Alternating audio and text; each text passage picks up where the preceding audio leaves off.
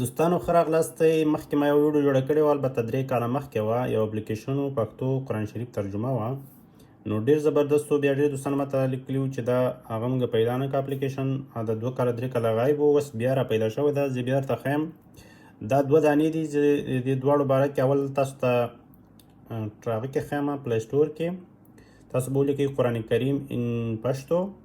نو تاسو دا هغه راځي. د پیل کې ما البته ډېر ټیسټ کړل، خو ټولو کې دغه 2 سي دي. یو دا دی قرآن کریم ان پښتو، او یو دا آل قرآن پښتو ترانسلیشن.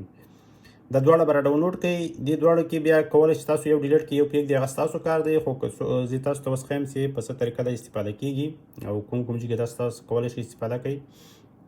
دا یو چې دی دوستانو، دا مخکې ما چې ویډیو پې جوړه کړې وم، هغه د ډېر زبردست و. البته اوس لږ مشکلات پکې راغلي. دلته ژباړې ته چې تاسو لاړ شئ، لکه مخکې به دلته بسم الله لیکلې وه، لاندې به ورسره تفسیر یعنې ترجمه به ورسره په پښتو باندې لیکلې وه. که تا به چېرته مثلا ګوشکي یا شی نه درلود، ته کولی شم داسې لولی وای که نه. نو اوس هغه سیستم نشته پکې، نه پوهېږم چې اپډیټ کې څه مشکل راغلی ده، او که څه ما 2 پېرې ډیلیټ و هغه هم کړه، بیا مې را ډاونلوډ کړه، خو نه شو. اوس راځو تلاوت ته. دلته مخکې تلاوت راته چې کله به دې کلیک پې وکړو، لکه دلته اوس وایي د اوس لپاره فایل راښکته کولی نه شئ. مخکې به دلته داسې و چې دا به دې کلیک وکړو، د قرآن شریف هغه به یې درته کوله، ترجمه به یې درته کوله پښتو، او تلاوت یې قاري سو داسې په آواز باندې. دا بل چې د دوستانو دا ډېر ښه ده، دا صرف صوتي ده. البته هغه نشته پکې،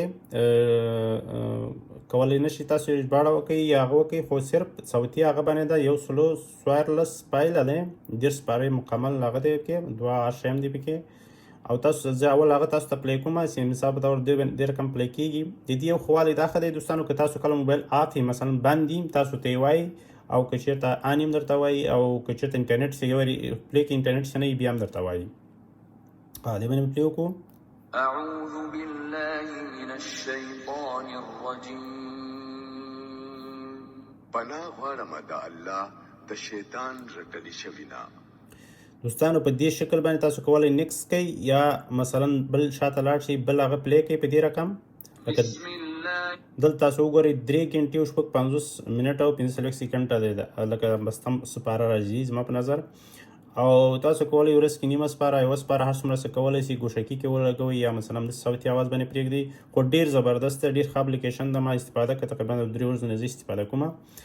مخکې ما دا یو استفاده کوو، البته دا ورک اوس بیا راغی، خو دې کې بیا اوس لږ مشکل ده. دغه دې کې چې کوم تلاوت ده، دا مخکې په دې باندې دې کې صوتي و، نو اوس دا دی. نو که تاسو کولی شئ روزه کې روزه ده او غواړئ چې تلاوت واورئ، او یو ښه پښتو باندې ترجمه هم وکړي درته، او یا کورنۍ کې یا بچیانو دپاره یا خپل ځان دپاره، نو ډېر زبردست اپلیکیشن ده. الله دې وکړي چې ویډیو هم خوښ شوي دوستانو. که خوښ شوي نو دوستانو سره هم سره شیر کړئ، او تر بلې ویډیو هم په الله سپارم دوستانو. که کوم سوال پوښتنه هم درلوده، کولی شئ لاندې کمنټ کې ولیکئ.